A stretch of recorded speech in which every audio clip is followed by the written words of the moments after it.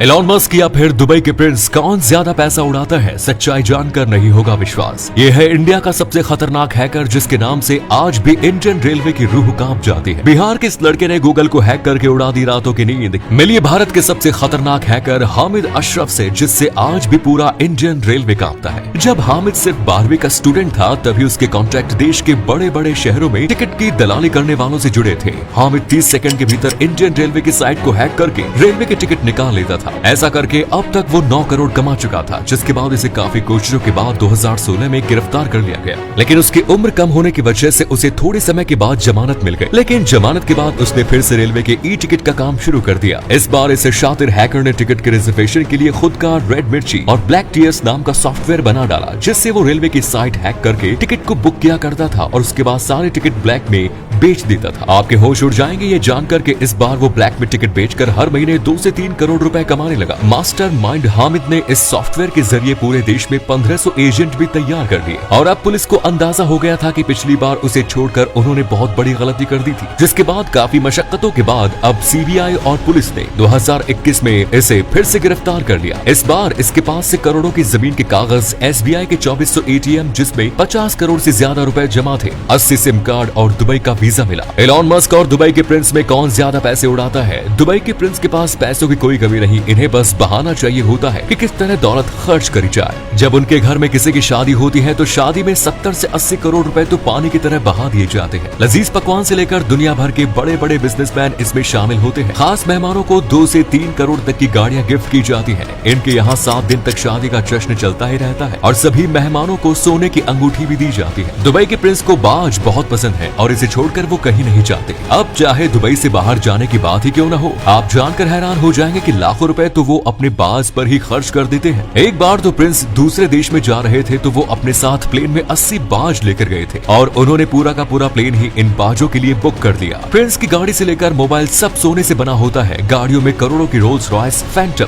Mercedes, Lamborghini जो पहले से ही इतनी ज्यादा महंगी है, इन्हें और ज्यादा महंगा और दिलकश दिखाने के लिए वो इन गाड़ियों पर सोने की परत चढ़वा लेते हैं। यहाँ तक कि वो टॉयलेट सीट तक सोने की बनवा कर यूज करते हैं। प्रिंस को अरबी घोड़े भी बहुत पसंद है। अब घोड़ों की रेस होती है तब इन घोड़ों पर करोड़ों रुपए लगाए जाते हैं। अगर एलॉन मस्क की बात करें तो वो चाहे तो एक आलीशान जिंदगी जी सकते हैं, लेकिन वो अपना ज्यादातर पैसा चैरिटी में या फिर इन्वेस्ट कर देते हैं। 2015 में उन्होंने अपनी ही चैरिटी कंपनी मस्क फाउंडेशन को $255 मिलियन डोनेट कर दिए थे। हाल ही में उन्होंने ट्विटर को $44 बिलियन में कैश में खरीदा। ये इतिहास की आज तक की सबसे बड़ी डील है। एलॉन मस्क की संपत्ति पाकिस्तान, नेपाल, श्रीलंका और यूक्रेन जैसे देशों की टोटल जीडीपी से भी ज्यादा है। एलॉन को ज्यादा मटेरियलिस्टिक चीजों का शौक नहीं है, लेकिन एलॉन को एक चीज का बहुत ज्यादा शौक है, वो है पुरानी रॉयल कार्स। एलॉन के पास 1920 फोर्ड मॉडल टी है, जो अपने दौर में सबसे ज्यादा शानदार कार मानी जाती थी और इसकी कीमत आज 14 लाख रुपए है। 2013 में एलॉन मस्क ने 7 करोड़ की रेयर लोटस एस्पिड स्पोर्ट्स कार खरीदी, जो 1977 में जेम्स बॉन्ड मूवी में यूज की गई थी। इसके अलावा एलॉन मस्क की फेवरेट कार 1967 जैगवार रोडस्टर है, जिसे एलॉन मस्क ने 5 करोड़ रुपए में खरीदा। एलॉन बचपन से ही इस कार को खरीदना चाहते थे और उन्होंने अपनी पहली कमाई में ही इस शौक को पूरा कर लिया। मस्क के पास खुद के 2 प्राइवेट जेट्स भी है, जिसकी कीमत 500 करोड़ रुपए है। एलॉन पार्टी बहुत ही कम करते हैं, लेकिन जब भी करते हैं तो कोई रोक टोक नहीं होनी चाहिए, इसलिए उन्होंने न्यूयॉर्क में कॉस्प्ले पार्टी के लिए एक किला खरीद रखा है। एलॉन ने साउथ अफ्रीका, कनाडा और अमेरिका 3 देशों की नागरिकता भी खरीद रखी है। तो एक बात तो साफ है, दुबई के प्रिंस के पास एलॉन मस्क से बहुत ज्यादा पैसा है और वो दिल खोल के उड़ाते हैं। बिहार के एक लड़के ऋतुराज ने दुनिया के सबसे बड़े सर्च इंजन गूगल के सिक्योरिटी सिस्टम में एक गलती निकाल दी है, जिसके बाद ये लड़का काफी फेमस हो चुका है। लड़के ने खुद गूगल को मेल करके बताया कि गूगल की इस गलती की वजह से मैंने इसे हैक कर दिया और इसके जरिए ब्लैक हैट हैकर्स के गूगल पर हमला कर सकते हैं। ये मेल कर ऋतुराज सो गया, क्योंकि हमारे यहाँ रात थी, मगर मेल पढ़कर गूगल हिल गया। मेल में दी गई सारी डिटेल को फॉलो कर वहाँ के इंजीनियर्स ने भी गूगल को 1 सेकंड के लिए हैक करके देखा और उनको गलती का एहसास हुआ, जिसके बाद अगले दिन ठीक 2 बजे ऋतुराज के पास मेल आया कि हम आपकी काबिलियत को सैल्यूट करते हैं और गूगल ने बिहार के इस लड़के को Google hall of fame award से नवाजा और बग ढूंढने के लिए 25 लाख रुपए भी दिए। इससे पहले भी ऋतुराज 3 कंपनियों की वेबसाइट में बग ढूंढ चुका है और इस तरह ये लड़का बिहार और भारत का नाम ऊंचा कर रहा है। दुनिया की पहली इंसानों को तरह दिखने वाली एआई रोबोट सोफिया से जब पूछा गया कि क्या तुम इंसानों को खत्म करना चाहती हो, तो उसने कहा हाँ, मैं इंसानों को खत्म करना चाहती हूँ। ये कोई पहली बार नहीं था जब एआई रोबोट्स ने इंसानों को मारने की धमकी दी। इससे पहले यूएस के एक आदमी ने सोशल सोशल मीडिया में बताया था कि वो कल रात को सो रहा था, तभी एलेक्सा ने जोर से हंसते हुए कहा